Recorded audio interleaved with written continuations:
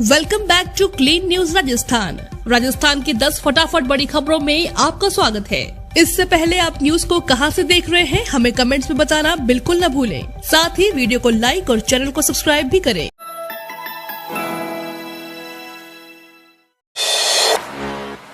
Budget को vote में तब्दील करने के लिए गहलोत सरकार ने नौकरशाही को दिया टारगेट।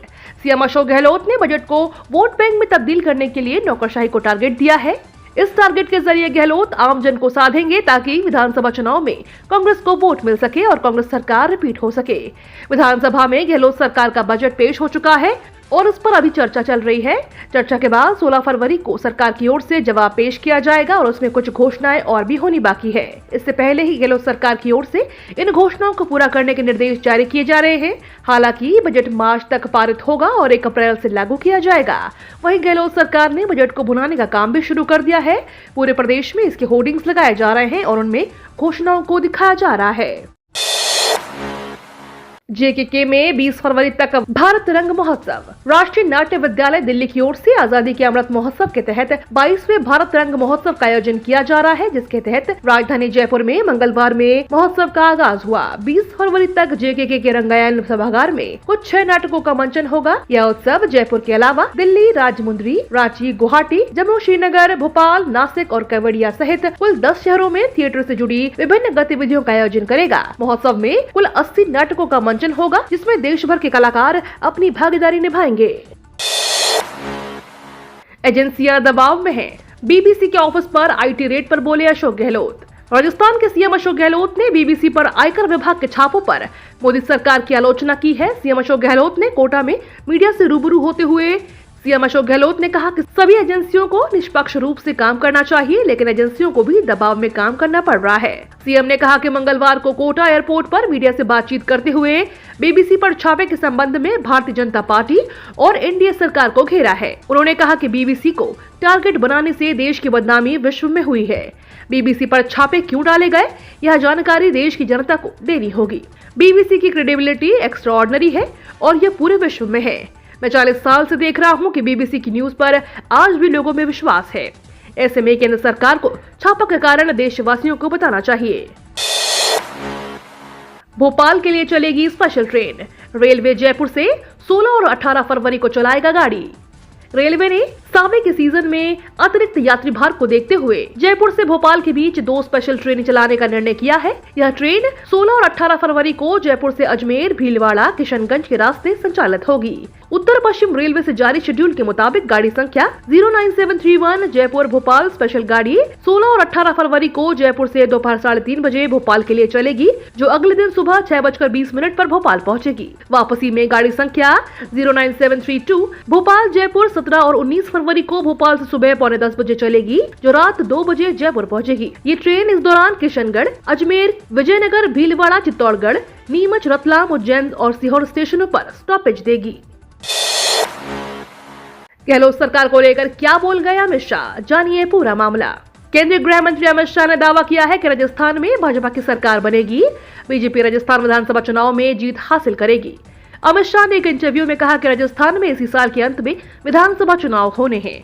राज्य में बढ़ती राजनीतिक सरगर्मियों के बीच बीजेपी के शीर्ष नेताओं का राज्य में दौरा भी लगातार बढ़ता जा रहा है। इसी बीच बीजेपी नेता और केंद्रीय गृह मंत्री अमित शाह ने एक समाचार एजेंसी से इंटरव्यू के दौरान राज्य में इस बार बीजेपी की सरकार बनाने का भरोसा जताया है।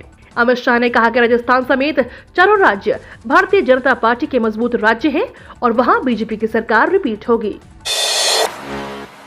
राजस्थानी भाषा को राज्य भाषा का दर्जा देने की मांग तेज। राजस्थानी युवा समिति ने राजस्थानी भाषा को अनुच्छेद 345 को आधार बनाकर राज्य भाषा बनाने के मुद्दे को लेकर गोविंद देव जी मंदिर के प्रांगण में हजारों की संख्या में एकजुट होकर राजस्थान सरकार को अपनी ताकत का संदेश दिया है। राजस्थान सरकार के मुख्य सचेतक महेश जोशी ज्ञापन लेने पहुंचे और युवाओं को सरकार की तरफ से आश्वस्त किया।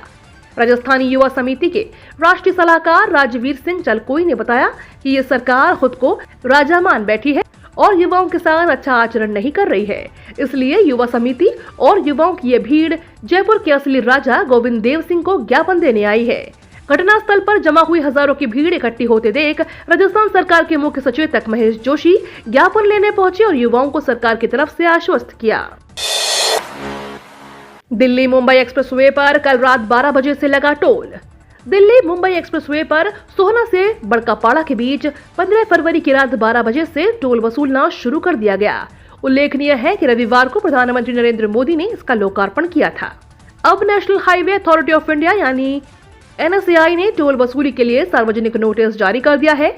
NHAI के अनुसार सोहना के समीप हिलालपुर इंटरचेंज से बड़कापाड़ा इंटरचेंज तक कार, जीप, हल्के वाहन के 500, हल्के वाणिज्यिक वाहन और मिनी बस के 805, बस या ट्रक 1685, 3 धुरी वाले वाणिज्यिक वाहन 1840, भारी वाहन 4 से 6 धुरी 2645, बड़े आकार वाले 7 या अधिक धुरी वाले वाहन को 3215 रुपए टोल देना होगा।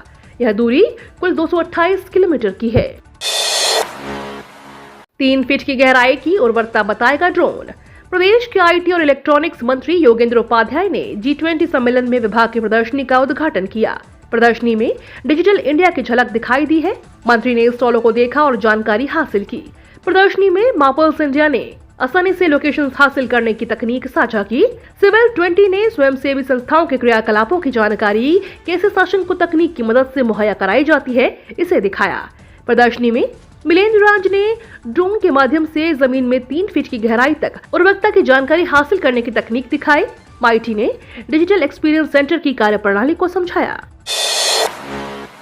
ट्रॉमा सेंटर में होगा फ्री इम्प्लांट, ऐसी सुविधा देने वाला पहला संस्थान बना BHU ट्रॉमा सेंटर में सड़क दुर्घटना सहित अन्य घटना में घायलों को निःशुल्क इम्प्लांट की सुविधा उपलब्ध कराई जाएगी। OPD में आने वाले मरीजों को भी अमृत फार्मेसी से ही सस्ते दर पर इम्प्लांट मिल जाएगा। 2 दिन में इमरजेंसी में ऐसे 10 मरीजों को निःशुल्क इम्प्लांट लगाया गया। इस तरह की सुविधा देने वाला ट्रॉमा सेंटर पहला चिकित्सा संस्थान बन गया है। गंभीर दुर्घटनाओं में घायल मरीजों, उनके तीमारदारों को प्रत्यारोपण के लिए लगने वाले उपकरणों के लिए भटकना पड़ता था, लेकिन अब यह सुविधा ट्रॉमा सेंटर में ही मिल जाएगी। केंद्रीय मंत्री डॉक्टर मनसुख मांडविया ने किया नैनो यूरिया प्लांट का लोकार्पण। केंद्रीय स्वास्थ्य एवं परिवार कल्याण और उर्वरक एवं रसायन मंत्री डॉक्टर मनसुख मांडविया ने मंगलवार को बरेली की आंवला स्थित इफ्को इकाई में नैनो यूरिया प्लांट का लोकार्पण किया। नैनो यूरिया प्लांट इफ्को की ओर से लगाया गया है। इस प्लांट में प्रति महीने 30 लाख बोतल नैनो यूरिया का उत्पादन होगा। यह यूरिया लिक्विड फॉर्म में है। इसका फसलों पर स्प्रे किया जाएगा। प्लांट के लोकार्पण पर केंद्रीय मंत्री डॉक्टर मनसुख मांडविया ने कहा कि आंवलों में इफ्को के नैनो यूरिया प्लांट का लोकार्पण किया गया है। नैनो यूरिया एक बोतल 500 ml दानेदार यूरिया की एक बोरी के बराबर होती है।